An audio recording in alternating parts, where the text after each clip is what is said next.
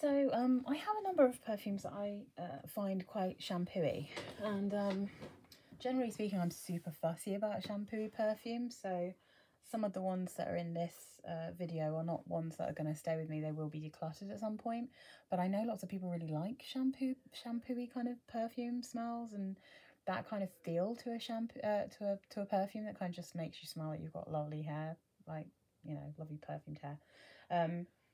So I thought it was worth just doing a little kind of video of the ones that I currently have. And I thought, we'll just start off with a cheap and cheerful one. This is Justin Bieber, The Key. I know lots of people really love this perfume, so I thought it would be nice to try it.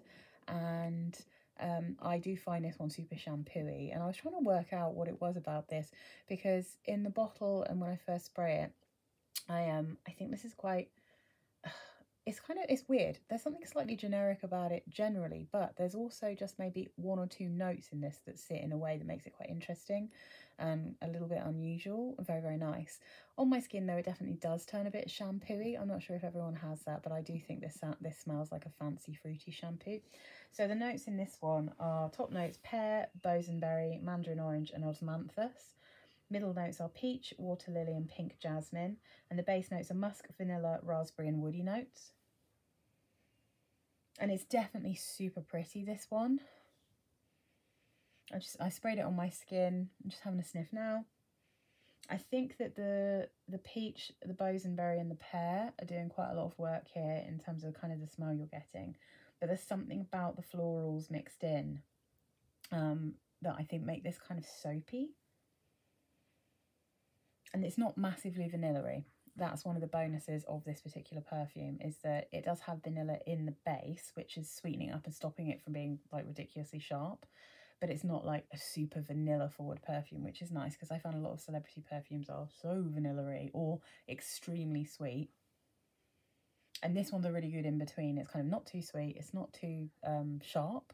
It's not too sour.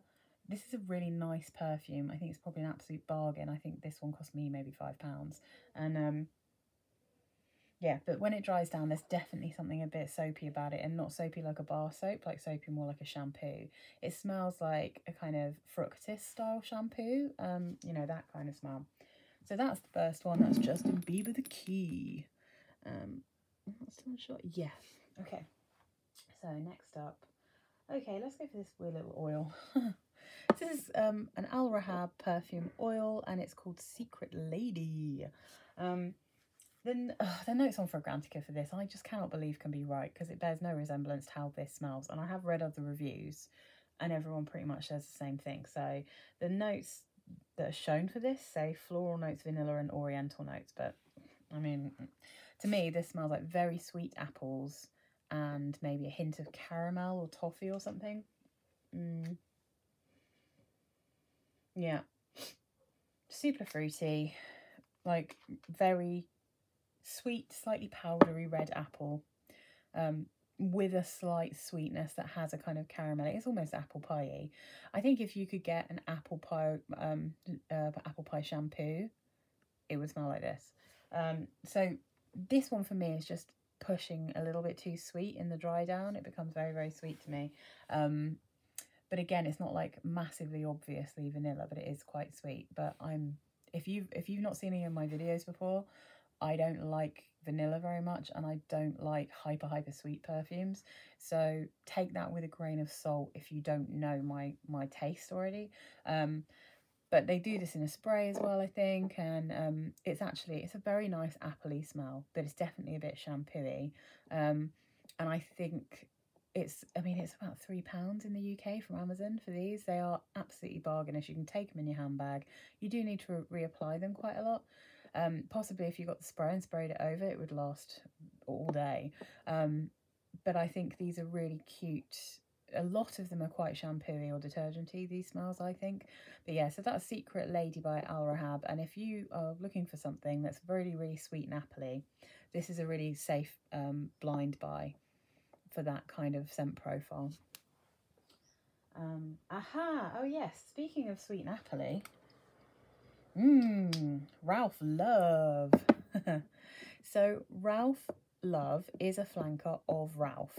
But I find Ralph by Ralph Lauren to already be quite a shampooy perfume.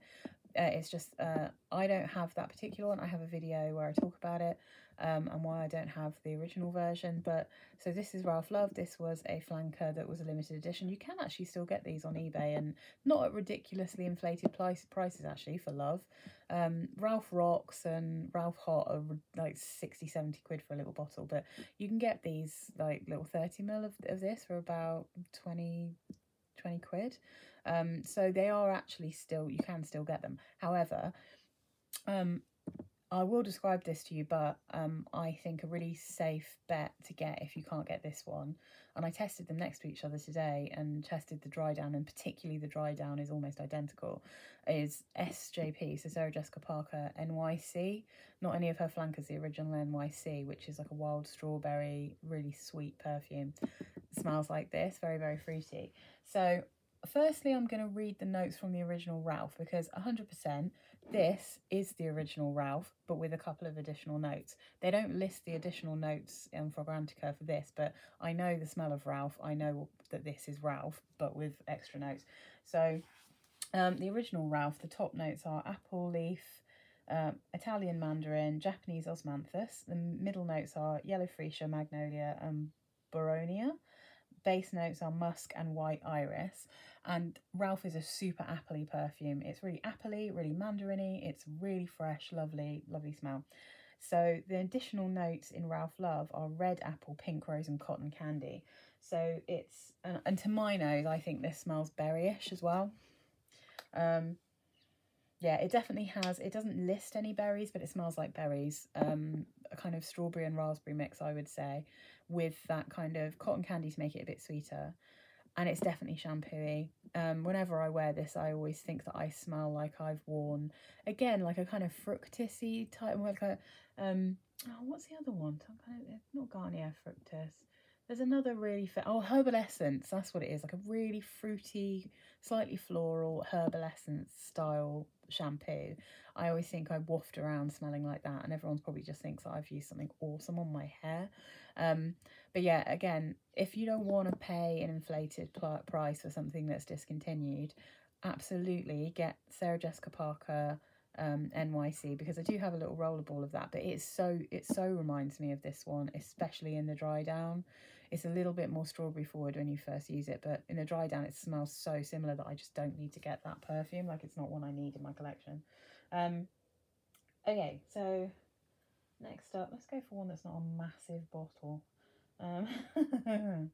Okay, let's go for this. A bit of a change of direction. Alyssa Ashley White Musk. This is a sweet and incredibly musky perfume, which I would also say is quite a good white t-shirt smell, quite a good one to put on when you're not sure what to wear. But I find this a little bit, it's very musky if you wear it when you're getting really hot, like so in high summer. But whenever I wear the spray of this, not the oil, I have actually got the little oil, but if I wear the spray of this, oh, look at the state of, it's like terrible reflection, terrible fingerprints even. Whenever I wear this spray, it always makes me feel like it's shampooy, and it's got a kind of, this one's more floral. It's super musky, but it's more floral. Yeah, this one is like a less, well, it's kind of like a fancy perfume, but one that's not trying to be fruity, you know? Like a classic old school style smelling shampoo, I think. That's how I feel about that one. So Alyssa Ashley White Musk. Top notes are bergamot and tarragon. Middle notes lilac, jasmine, ylang ylang and rose. Base notes musk and patchouli. And it's really sweet as well. It's kind of sugary, this one. So it's just, yeah, it's really hard to describe this. It's also quite cheap. If you like things like Jovan White Musk and the Body Shop White Musk, you'll probably quite like this one. It's probably, it's not stronger than Jovan White Musk, it's just not as buttery. It's a bit cleaner and fresher, I think, a bit more zingy. But yeah, I think Alyssa Ashley is quite a shampooy scent to my nose anyway.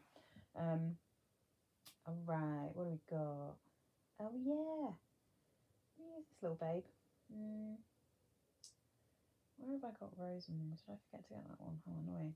Okay, so this little tiny, teeny, weeny one, this is a Mariah Carey perfume. and it's one of her Lollipop Bling perfumes. And the reason I've got this is not really because I've desperately wanted this particular perfume, but because I got it in a bundle with one of the other Lollipop Blings that I wanted to smell because of the chocolate note in it. And this one is called Honey. It's a very cute bottle. I mean, obviously this is a typical Mariah Carey tacky lid, but this actual bottle I think is really pretty. This is just a little 15ml. It came from Direct Cosmetics. As I said, it was in a bundle. These are super cheap. You can get these for way less than £5, these little 15mls. And this is just, I don't know, it's just so shampoo-y on me, this one. And it's like a tropical shampoo, this one. So the top notes of this are pineapple, passion fruit, and Amalfi lemon. Middle notes, freesia, lily, ginger. Base notes, white honey, lime, linden blossom. So it's not actual lime, it's lime blossom, in brackets linden blossom, and musk. The honey is not, I mean, it's called honey, but that is not in any way the strongest note in this perfume. The honey just sweetens it. I'm not sure if you smell this, if you'd even think, oh, that is a honey, like that's got honey in it. I don't know you'd even recognise that particularly. It's tropical fruit, so it's a subtle and not too acidic passion fruit and pineapple, but the florals in it make it smell shampoo-y. It's got a soapy vibe about it, definitely. So again, this is another kind of a herbal essence-y style smells if they had a more tropically one, you know, that had a pineapple or passion fruit accord to it. But yeah, this is such a cheap one. It's like a really safe blind buy if you like shampoo-y scents and if you like kind of passion fruit scents. And I think passion fruit is the thing that's probably the most noticeable. I mean, yeah, again, I don't know if you'd smell it and be like, oh, that's like, you know, pineapple. But I think this is the kind of perfume where you just generally think it smells tropical, and it could be mango, you know, it could be passion fruit, it could be a number of different tropically fruits. But it's not like acidic, this one. It's quite sweet because of the honey. But again, I don't think it massively smells like honey, but I definitely think it smells like shampoo. I think it smells like the kind of shampoo you get from Lush, actually. So that's that one. And then let's do... This is a classic. I've talked about this one before, and I think I mentioned how shampoo-y it was. This is Green Tea Pomegranate by Elizabeth Arden. And this is this is a hardcore passion fruit. This one is much more zingy and fresh and sharp. And again, like definitely a kind of Lush style smell. It's really punchy, this one. But it's very shampoo-y in the dry down. Got a real soapiness about it. So the top notes of this one are pomegranate, passion fruit, tangelo and bergamot. Middle notes are Earl Grey tea, violet leaves, white magnolia and divana. Base notes are raspberry bloom, mate, musk and moss. So this is, it has a little bit of the kind of green tea vibe of the original, but not a huge amount. It's very, very fresh and zingy. There is an underlying pomegranate vibe to it the whole way through that gives it a slight berryish tinge. But the passion fruit and the tangelo, I think, are the things that are really singing in this perfume. So this is a super fresh, zesty smell when you first spray it. It retains a little bit of that zestiness. It stays fruity the whole time, but it gets more and more shampoo-y as it dries down. So yeah, that's that. And again, you can get this massive 100ml bottle for like a tenner, probably less now. So I think that's a really safe one. And again, if you like passion fruit style perfumes, if you like berry style like things, if you like shampoo-y scents, it's a really safe blind buy. And then we have True Love by Elizabeth Arden. It's a massive bottle. It's even big. I might have to move these all around. So True Love by Elizabeth Arden, which is literally so big I can't get it in. Too big. I've talked about this one again. If you want to go and check it out, I'll talk about it in more detail. This, honestly, to me, if you're British, this, when you first spray it, I think smells like pear drops. And then it dries down into having like a hint of pear drop, quite a lot of florals, and then like a milk bottle sweet smell to it. It's got a sweetness that's kind of creamy in a soapy way, but it's not like bar soapy. And it just, yeah, for some reason, this gives me vibes when I first spray it of pear drops. When it's fully dried down, it gives me a sort of milk bottles, chewy milk bottle sweets vibe. So it's got that powdery, and they are a bit weirdly soapy because they're quite cheap, right? But the notes in True Love are apricot, peach, freesia, green notes, and then middle notes iris, rose, orris root, heliotrope, lily of the valley and jasmine. Base notes sandalwood, vanilla, amber and cedar. And yeah, this is, it retains the zingy fruitiness from the apricot and the peach like the whole way through. And I mean,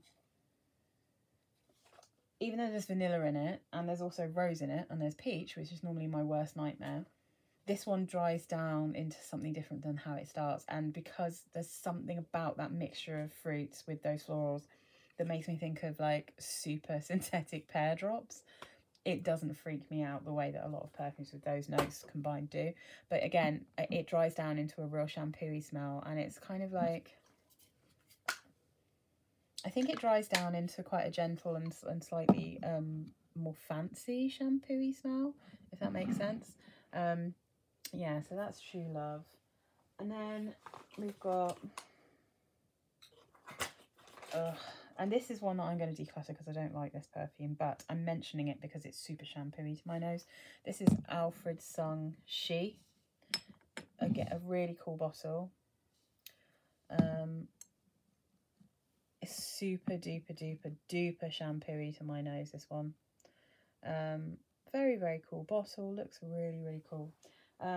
So the notes in this one, top notes of pear, neroli and blackcurrant, middle notes jasmine, frangipani, orange blossom, base notes of black locust, coconut milk and plum. And the reason that I'm not keeping this one is because it's just too sharp for me. So it's really quite sharp for me, while also being a little bit too shampoo-y at the same time. And I can't really cope with harsh shampoo-y smells, like sharp shampoo smells. And again, if this is the first video of mine you're watching, my channel's called Skin Sense for Fusspots because I am a fusspot. I'm fussy about perfumes, despite the fact I've got millions of them. I am quite fussy, and a lot of things that other people like, I don't like. They're either too sweet, too dry, too sharp. You know, I'm a fusspot, right? So this one for me is just a bit too sharp. It never really sweetens up on my skin, even when in the very base the coconut milk comes through. So the coconut milk, when it comes through, it does sweeten it up a tiny bit, makes it slightly creamy, which is I think what makes this a bit soapy as well.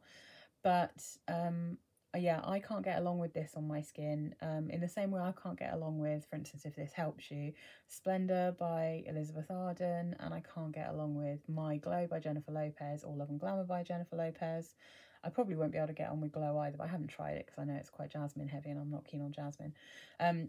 But this isn't like exceptionally jasmine to me. Some people have said it's quite jasmine-y.